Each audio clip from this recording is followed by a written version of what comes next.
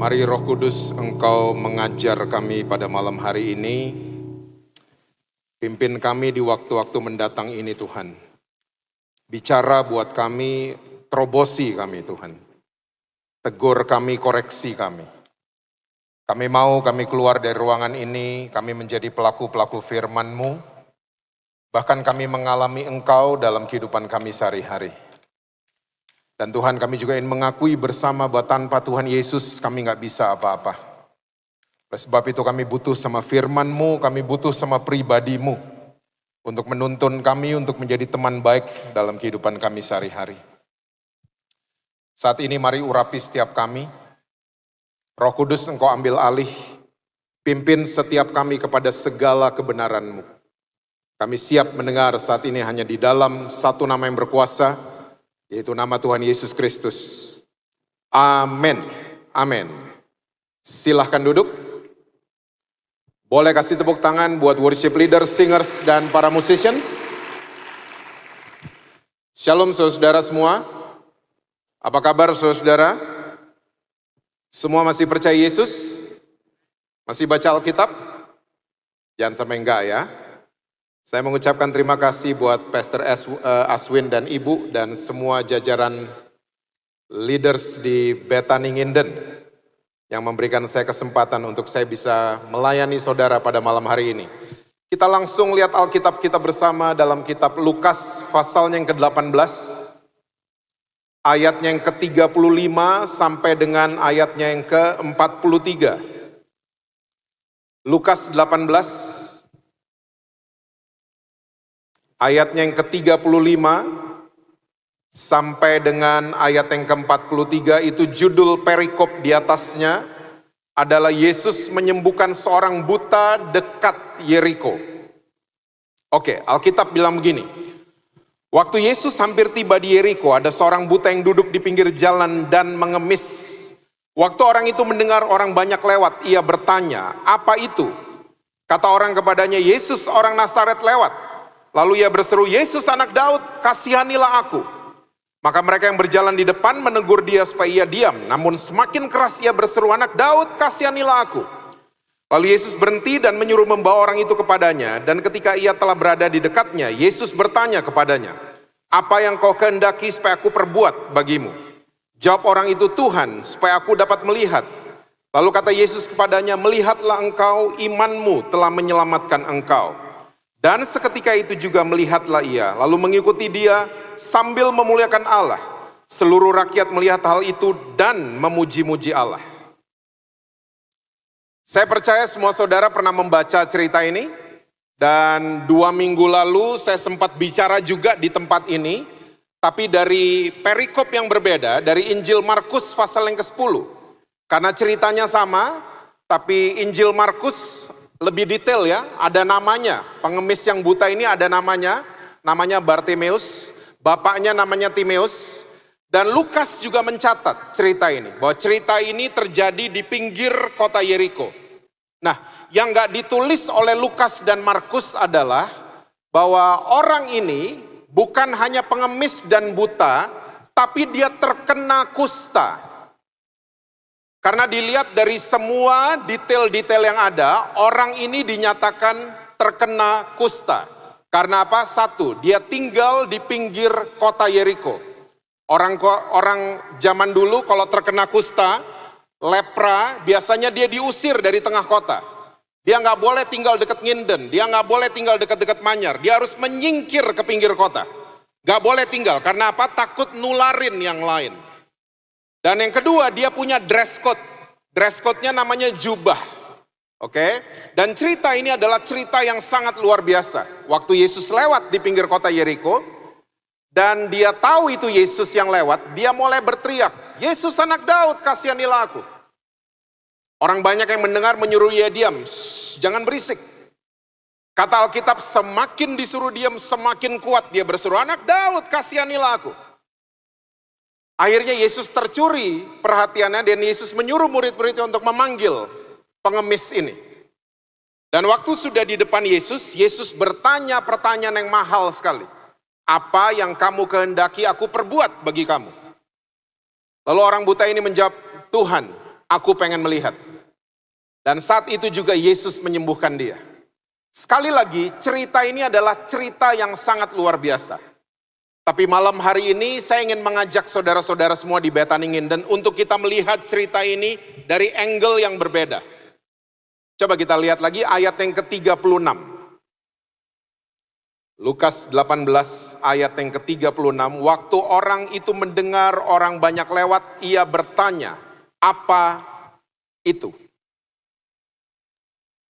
Tanpa kita sadari sebagai orang-orang Kristen yang sudah cukup lama, tanpa kita sadari pendekatan kita sama Tuhan Yesus adalah pendekatan yang namanya adalah apa itu. Dan saya percaya semua saudara yang hadir pada malam hari ini sudah pada tahu, pertanyaan apa itu selalu menjurus kepada pemberian-pemberian dan barang. Apa itu? Dan tanpa kita sadari, kita mungkin rajin kebaktian, kita mungkin rajin pelayanan, dan lain sebagainya. Tapi kita mau buat ini semua cuman karena ada apanya. Dan kita nggak sadar akhirnya mental kita dalam kita deketin Tuhan Yesus, bukan mental hubungan yang penuh dengan kasih antara anak sama bapak. Tapi mentalitas kita lebih kepada pengemis.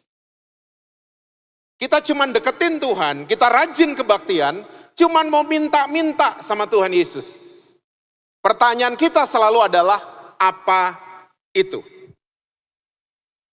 Tolong saudara ingat baik-baik, miskin adalah sebuah keadaan. Tapi kalau ngemis itu adalah mentalitas. Jangan pernah saudara hubung-hubungkan miskin dengan pasti dia pengemis. Enggak juga. Karena saya ketemu banyak orang punya segalanya. Ya kayak kita bangun masih ada nafasnya, kita punya segalanya sebenarnya.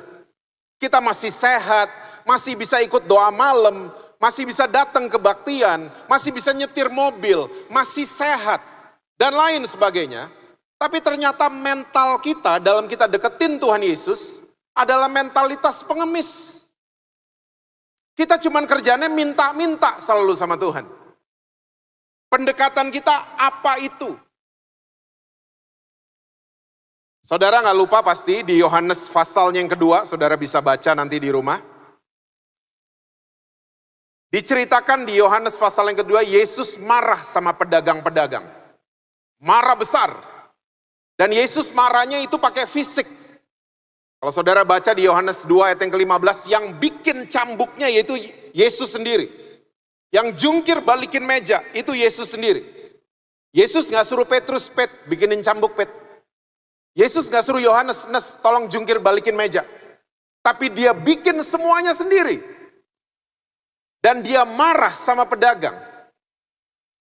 Pertanyaannya, kenapa Yesus bisa segitu marah sama pedagang?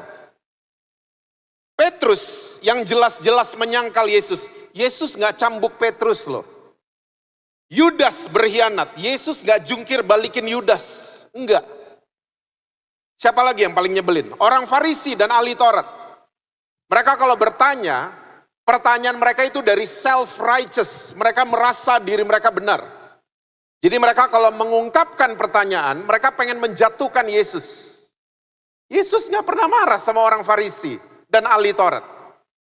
Tapi kenapa sama pedagang-pedagang, dia marah sampai main fisik? Nah ternyata saudara mesti tahu bahwa peristiwa itu terjadi di halaman bait Allah. Yesus marah sama pedagang. Tiba-tiba halaman bait Allah, itu orang zaman dulu halaman bait Allah itu dipakai untuk memperkenalkan Allah Yahweh ke bangsa-bangsa lain. Halaman bait Allah. Oke, makanya gereja mula-mula kalau dibilang kumpul di bait Allah, kumpulnya nggak di dalam. Karena yang masuk ke dalam cuma boleh imam besar. Mereka kumpul itu di halaman dan mereka disenangin sama orang banyak.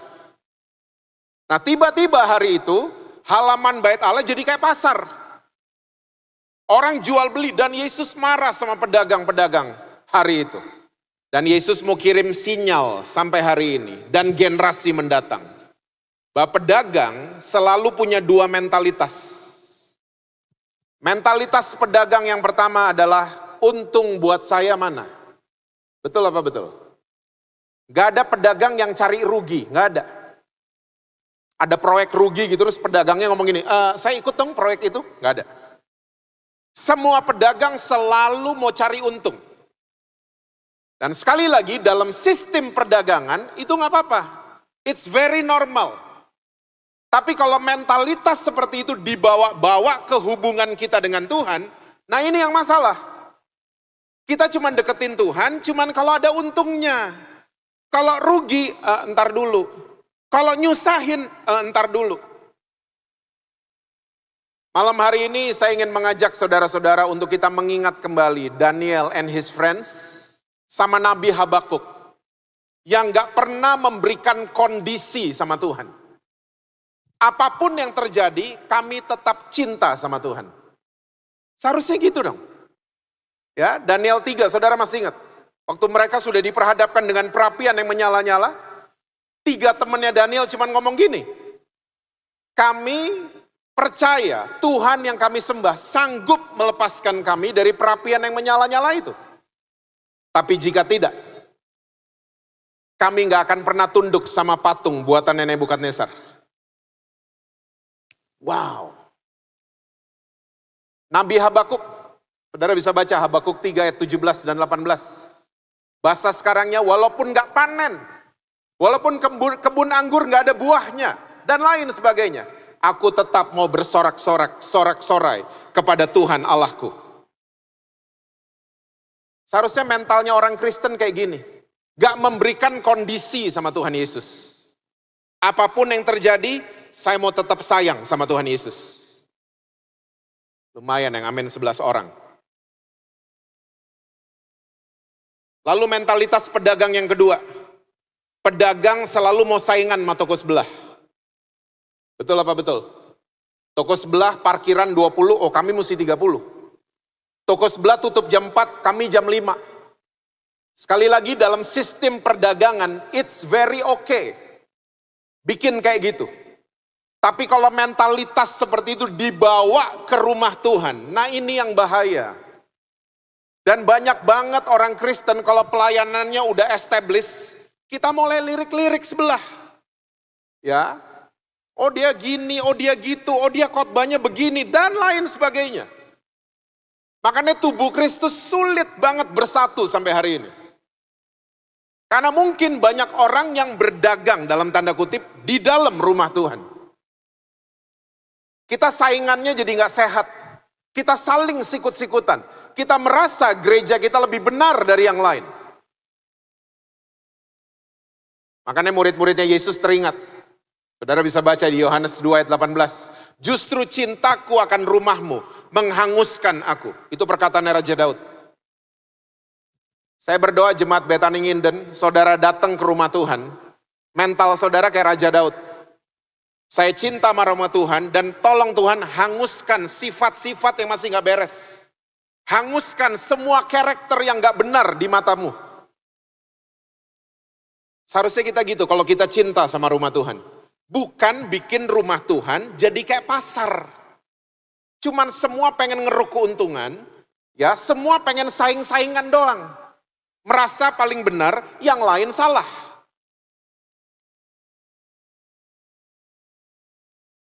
Pengemis ini, dia deketin Yesus dengan pertanyaan apa itu. Nah sekarang saya ingin ajak saudara kita lihat cerita sambungannya. Karena ini cerita bersambung. Yuk buka sama-sama Lukas 19. Ya, itu tadi Lukas 18 ayat-ayat terakhir. Ini Lukas 19 ayat 1 sampai 10. Judul perikopnya adalah Sakeus. Ya, tadi terjadinya di pinggir kota Yeriko. Ini Yesus masuk ke kota Yeriko. Oke, ayat 1 sampai 10. Yesus masuk ke kota Yeriko dan berjalan terus melintasi kota itu.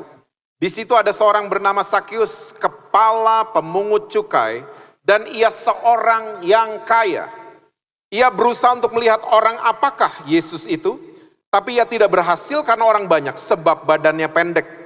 Maka berlarilah ia mendahului orang banyak lalu memanjat pohon ara untuk melihat Yesus yang akan lewat di situ. Ketika Yesus sampai ke tempat itu, ia melihat ke atas dan berkata, "Sakeus, segeralah turun sebab hari ini aku harus menumpang di rumahmu." Lalu Sakeus segera turun dan menerima Yesus dengan sukacita. Tapi semua orang yang melihat hal itu bersungut-sungut katanya, "Ia menumpang di rumah orang berdosa."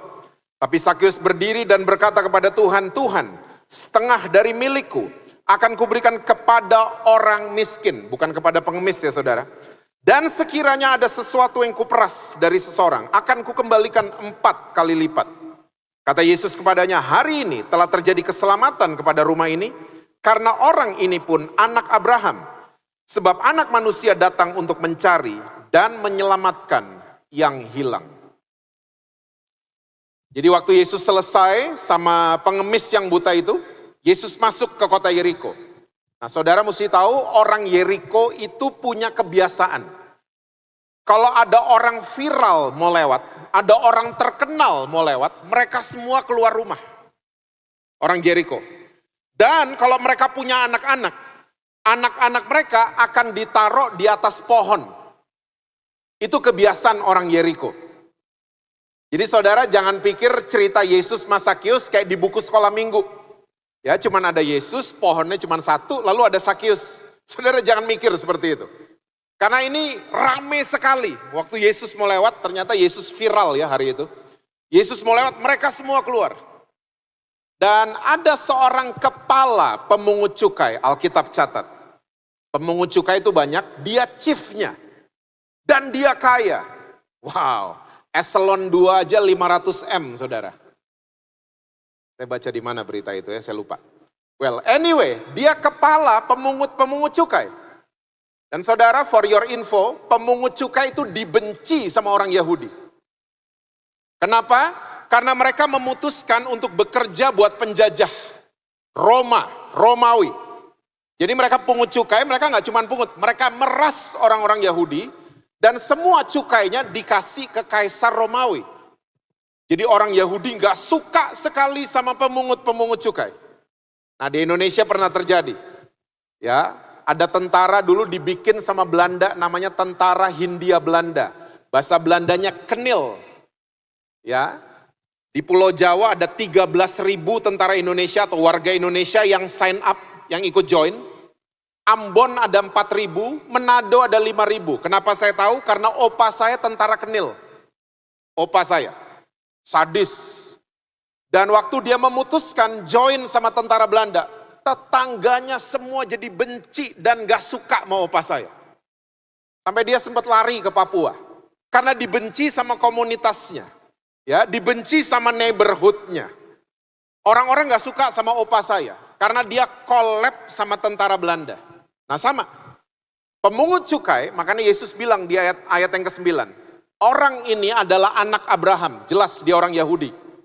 Tapi dia bekerja pungut cukai untuk Kaisar Romawi.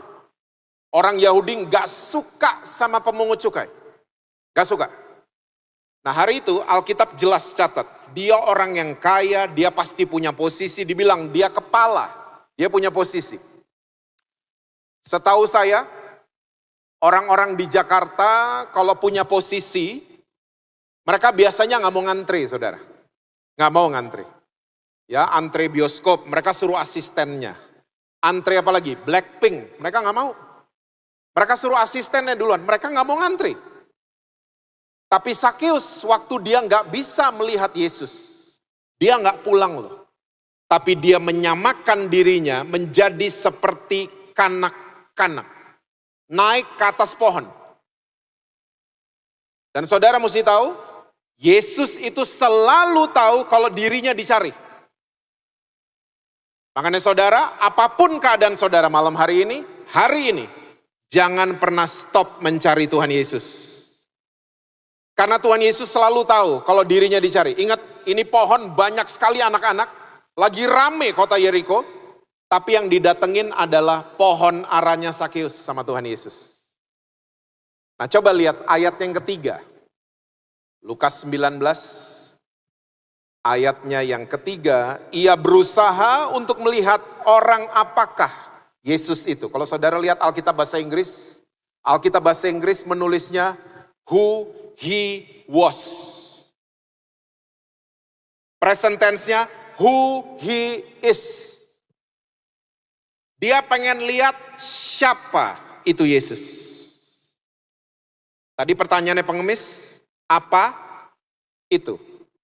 Pertanyaannya Sakeus, siapa itu? Saya percaya semua saudara sudah pada tahu pertanyaan siapa itu selalu untuk pribadi. Bukan untuk barang. Bukan untuk pemberian-pemberian. Ya, dia pengen cari tahu siapa itu Yesus. Terus, tetapi ia tidak berhasil karena orang banyak. Sebab badannya pendek. Sekali lagi saudara, Yesus selalu tahu kalau dirinya dicari. Saudara pernah melakukan aktivitas pencarian? Biasanya ada dua. Kita mencari itu di supermarket sama di restoran. Betul apa betul? Kita kalau masuk ke supermarket banyak sekali merek shampoo. Banyak sekali. Tapi kita akan pilih yang cocok sama kita. Yang nyambung sama kita. Yang relate sama kita. Yang menjawab kebutuhan kita. Itu yang kita pilih. Di restoran juga sama. Menu bisa banyak. Tapi kita akan pilih yang cocok sama kita. Yang nyambung sama lidah kita. Tuhan juga sama. Dia akan memilih orang-orang yang mencari dia. Karena dia selalu juga mencari saudara dan saya. Jadi jangan pernah stop mencari Tuhan. Jangan pernah kecewa sama Tuhan Yesus. Cari pribadinya. Bukan cari pemberiannya. Cari pribadinya. Siapa itu Yesus?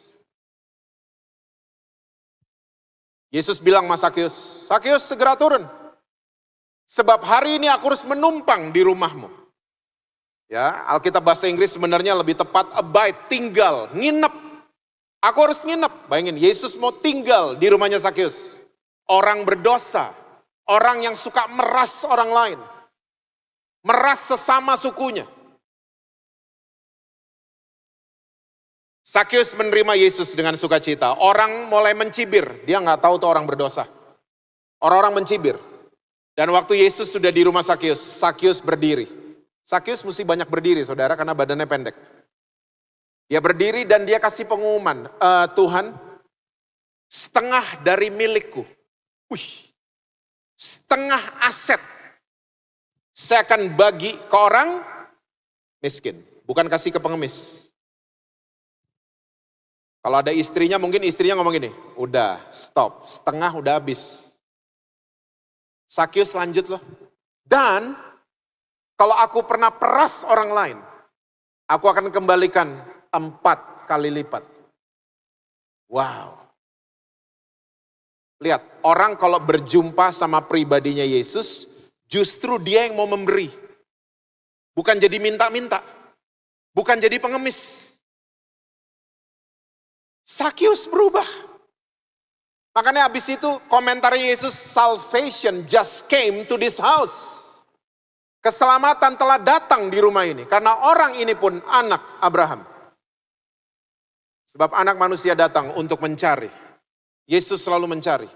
Kita cari dia satu frekuensi. Ada 3 pelajaran saya mau share buat saudara malam hari ini. Yang pertama, waktu Sakeus mulai mencari pribadinya Yesus. Dia berubah dari mengejar keuntungan jasmani, tapi yang dia kejar sekarang adalah keuntungan rohani. Kalau saudara sudah mengenal siapa pribadi Yesus, saya percaya mindset kita akan berubah kayak Sakeus. If I have Jesus, I have everything. Kalau saya memiliki Yesus, saya punya segala-galanya. Pengemis kebalik. Kalau saya punya, saya akan kasih buat Yesus. Kalau saya punya, saya akan komit. Saya akan rajin. Pengemis akan seperti itu terus. Tapi Sakeus kita belajar malam hari ini. Sakeus mulai pengejar keuntungan rohani, bukan keuntungan jasmani. Yesus udah kasih resep kehidupan buat saudara dan saya. Matius 6 ayat 33, saudara masih ingat? Carilah dahulu kerajaan Allah dan kebenarannya, maka semua akan ditambahkan buat kamu. Ini resep kehidupan kan? Bahwa yang mesti dikejar adalah keuntungan rohani dulu. Nanti jasmani akan mengikuti, gitu kan? Jangan dibalik. Jangan sama-samain Yesus sama Gunung Kawi. Orang ke Gunung Kawi motifnya cuma cari untung. Mereka bisa komit datang ke Gunung Kawi. Dan akhirnya jadi cuan mitmen. Mereka komit sama cuan. Bedanya kita seringkali lambangnya salib doang, tapi orang-orang yang datang itu sama motifnya. Di Betaninginden tapi nggak ada, di gereja lain. Orang seringkali datengin Yesus karena pengen mengejar keuntungan jasmani. Enggak, ingat perkataan Raja Daud tadi, hanguskan aku. Saya mau kejar keuntungan rohani. Saya pengen rohani saya sehat. Saya pengen karakter saya dirubah oleh Tuhan Yesus. Gitu dong. Nanti lihat, semua keuntungan jasmani akan mengikuti langkah saudara.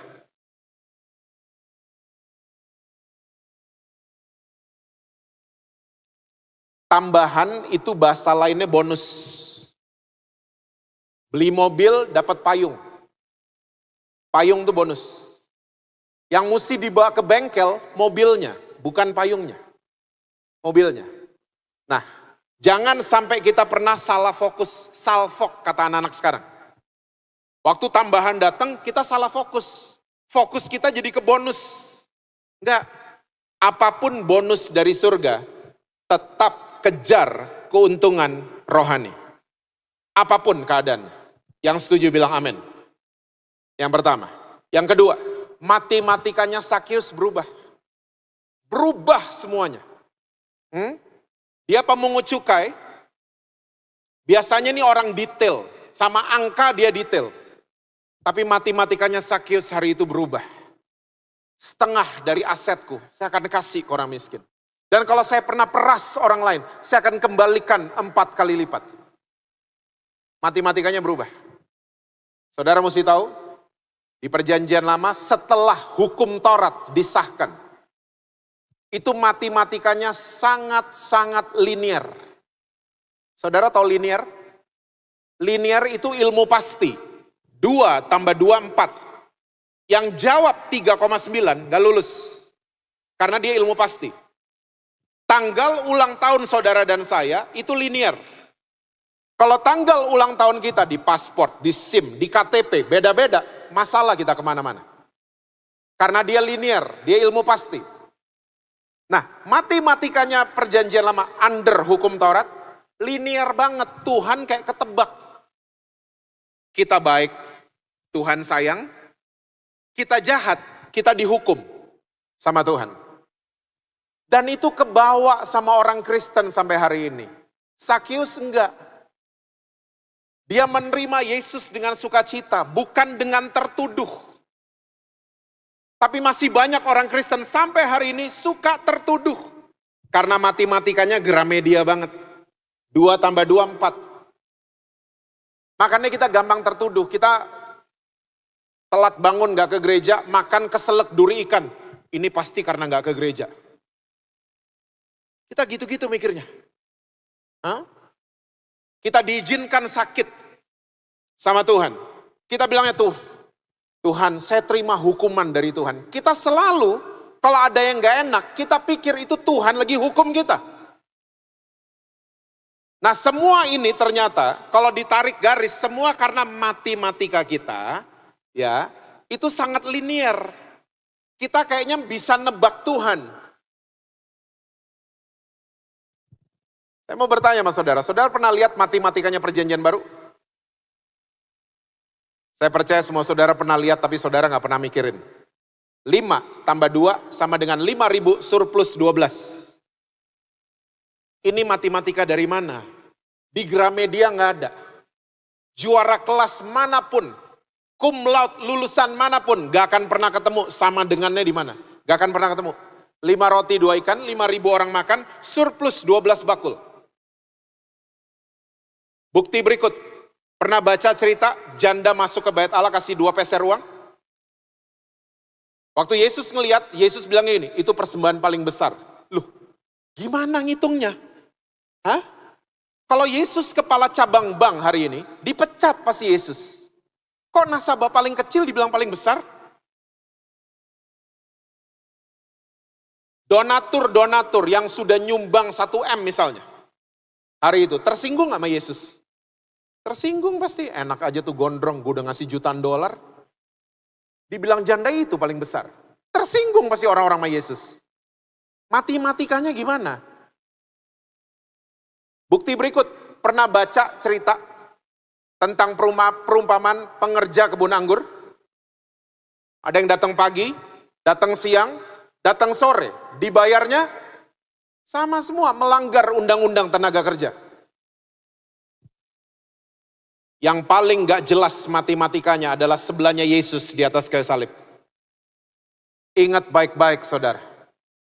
Kita minggu depan akan merayakan Jumat Agung. Orang kalau sampai disalib, dia bukan maling Indomaret, bukan.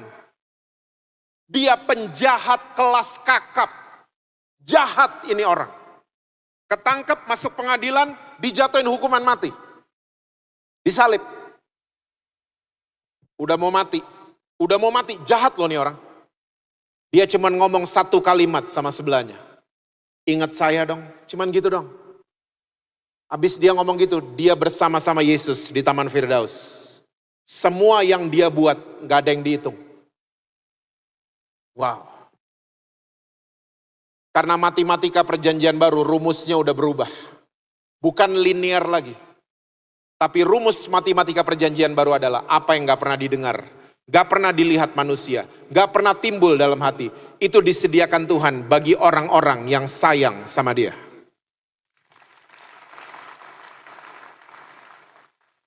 Jadi tugas saudara dan saya hari ini adalah sayang sama Tuhan. Kalau kita sayang sama Tuhan berarti kita menjauh dari dosa. Makin sayang, makin menjauh.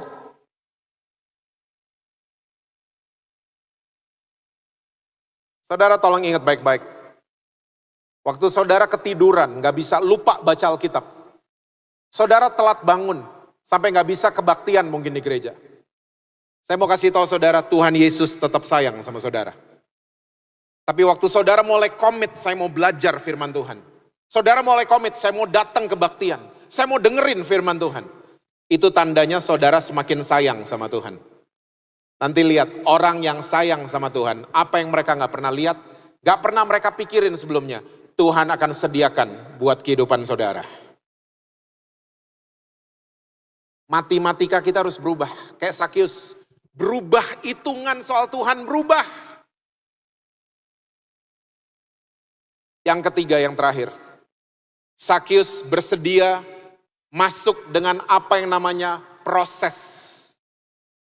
Sakyus. Dengan dia kasih setengah asetnya, dia balikin 4 kali lipat ke orang-orang yang dia peras. Dia percaya, kalau saya punya Yesus, saya punya semuanya. So saya gak perlu khawatir. Dia masuk di level yang namanya proses. Ingat, Tuhan paling senang memproses saudara dan saya. Bukan hukum kita, bukan. Jadi kalau saudara lagi lewatin hal-hal atau keadaan yang tidak enak, percayalah saudara, Tuhan sayang sama saudara. Bukan hukum saudara, bukan. Karena dia lagi memproses saudara dan saya untuk kita makin serupa dengan Kristus. Makin serupa dengan gambarnya. Makanya diizinin ada proses. Ada masalah. Nah, musuh dari proses adalah instan. Kita selalu maunya instan. Mau yang cepat. Segala sesuatu harus cepat. Kita selalu pengen yang cepat-cepat. Kita nggak suka diproses kalau ada masalah. Tuhan, kapan selesainya? Ingat, saya udah katakan berkali-kali. Kalau Tuhan izinkan ada masalah, ya itu selalu ada sepaket dengan jalan keluar kan? 2 Korintus 10. Jadi kalau Tuhan izinkan ada masalah, kita yang mau dirubah, bukan masalahnya. Kita yang mau dirubah. Makanya kalau ada masalah, mengucap syukur sama Tuhan. Berarti kita mau dirubah. Berarti kita akan ngalamin upgrade. Proses, ingat dia nggak hukum saudara. Dia pengen lihat saudara dan saya naik kelas. Naik kelas. Itu Tuhan. Makanya saudara, coba deh. Belajar doanya Paulus. Daripada belajar doanya Yabes. Doanya Yabes itu instan. Coba, sudah terbukti loh. Yang instan-instan merugikan penggunanya. Saudara sering nonton Idol itu? Acara Idol? Dalam 8 bulan, penyanyi ini se-Indonesia tahu. Tapi kalau saya tanya sama saudara, masih ingat pemenang juara 2 Idol tahun 2014? Saudara udah lupa. Lupa pasti kita semua. Tahun lalu kalau ditanya juara tahun lalu siapa? Kita pasti lupa. Karena apa? Terlalu instan. Beda sama The Beatles. The Rolling Stones. Beda, penyanyi-penyanyi zaman dulu. Mereka ngerti di proses itu gimana. Karena mereka kalau mau rekaman suara air, mereka mesti bawa mikrofon ke air beneran. Ya, mau rekaman suara burung, mereka mesti masuk hutan, rekaman suara burung beneran. Mereka tahu artinya diproses. Makanya mereka jadi legend hari ini. Mie instant, coba makan tiap hari. Godek tuh perut lama-lama. Karena terlalu instan. Semua yang instan merugikan penggunanya. Makanya Tuhan gak pernah mau kasih yang instan. Tapi kita terus doanya doa Yabes. Aku pengen mengembang ke kanan ke kiri. Gak apa-apa saudara berdoa kayak gitu. Tapi saya mau ajak saudara untuk coba baca nanti doanya Paulus di Efesus 3. Dan belajar itu. Bagi dia yang sanggup melakukan jauh dari yang kami pikirkan dan yang kami doakan. Keren nih doanya. Bagi dia yang sanggup melakukan jauh dari yang kami pikirkan dan yang kami doakan. Kalau saudara minta mercy, tiba-tiba dikasihnya Grand Max sama Tuhan. Berarti Grand Max itu udah jauh. Masih roaming kayaknya. Kita berdoanya mercy kan? Pikiran kita mercy kan? Doanya Paulus ngomong apa? Bagi dia yang sanggup melakukan jauh dari yang kita pikirin dan yang kita doain. Berarti Grand Max udah jauh. Kok Tuhan gitu sama saya? Tuhan gak jahat sama saudara. Tuhan tahu yang terbaik buat saudara dan saya. Dia ngelihat dari atas dikasih mercy belagu nanti. Istrinya jadi 2, lagunya jadi selamat tidur kekasih gelapku. Grand Max dulu. Biar tahu diproses tuh rasanya gimana. Itu cara kerja Tuhan. Tuhan selalu tahu yang terbaik buat anak-anaknya. Makanya kalau lagi diproses, mengucap syukurlah sama Tuhan. Sakeus paham sekali. Makanya Yesus katakan, salvation just came to his house. Keselamatan telah datang di rumah ini. Saya percaya keselamatan juga datang di rumah saudara-saudara semua. Cari tahu siapa Yesus. Cari tahu. Jangan cuma cari pemberiannya doang. Jadikan Yesus orang nomor 1 saudara. Saya akan tutup dengan cerita teman saya, tahun 2002. Dia masuk pedalaman Kalimantan, 2002. Itu mendarat di Balikpapan, naik mobil ke Samarinda. Dari Samarinda itu naik kapal, 3 jam ke dalam. 3 jam. Sampai turun 3 jam, dia pikir udah sampai. Ternyata belum, pindah ke perahu yang lebih kecil. 3 jam lagi masuk ke dalam. Saya rasa itu bukan pedalaman, itu mbahnya pedalaman. Karena dalam banget. Nah, sampai di gereja yang ngundang teman saya ini. Ya, kita semua pada kaget waktu masuk di gedung gerejanya. Karena tahun 2002, foto presidennya B.J. Habibie di sebelahnya salib. Nah, saya cuma berpikir gini, oh mungkin nih orang-orang lupa ganti karena mereka sibuk sekali jemputin orang. Urusin perahu, jemputin orang, jemput masuk, jemput keluar gitu loh. Mungkin lupa ganti. Nah, malamnya kebaktian teman saya sampein firman Tuhan. Selesai teman saya khotbah, gembalanya doa syafaat. Waktu gembalanya doa syafaat, dia doa yakin banget. Tuhan, kami memberkati Bapak Presiden kami, Bapak B.J. Habibie. Kita semua dalam hati, ups, ini nggak tahu benar. Ini dia nggak tahu benar, mereka nggak tahu semuanya. Selesai kebaktian, kita makan. Teman saya memberanikan diri untuk menyampaikan kepada Pak Gembalanya, Pak, kita mau sampein sesuatu. Apa? Bapak jangan marah ya. Iya apa, sampein aja. Maaf ya Pak, Presiden Indonesia udah ganti Pak. Saya timpalin, iya Pak, udah 2 kali ganti. Gus Dur dulu, sekarang udah Megawati. Kasihan Gembalanya. Mukanya setengah kaget, setengah malu. Pertanyaan saya buat saudara. Itu orang-orang pedalaman di Kalimantan. Mereka warga negara Indonesia? Darah mereka darah Indonesia? Tapi mereka nggak tahu orang nomor 1 mereka siapa. Mereka nggak tahu. Nah seringkali ini sama kejadian sama orang Kristen. Kita semua warga negara kerajaan sorga. Darah kita ditebus pakai darah yang sama. Tapi kita nggak pernah angkat Yesus jadi orang nomor 1 kita. Yang kita angkat cuman pemberiannya doang. Yang kita angkat cuman khawatir. Yang kita angkat yang lain. Yesus nomor sekian. Kita angkat yang lain. Jadi nomor 1 di kepala kita. Malam hari ini saya mau mengajak saudara-saudara. Jadikan Yesus orang kuat saudara satu-satunya. Di kepala kita. Jadikan dia pribadi yang menguasai kehidupan kita. Di kepala kita. Jangan sampai Yesus itu cuma urusan sekian.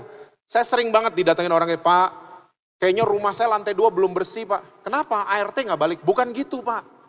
Kayaknya ada penunggunya di atas. Kalau saudara terus percaya, bahwa rumah saudara ada penunggunya, terjadilah seperti imanmu. Tapi kalau kita mulai percaya, rumah saya, setiap sudut, setiap ruangan, cuman dipenuhi mahadirat Tuhan. Terjadilah juga seperti iman saudara.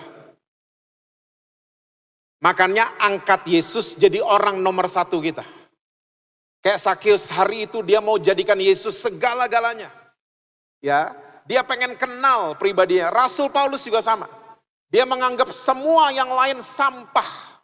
Semua masalahnya sampah, semua kepintarannya sampah. Karena dia berjumpa dengan Yesus.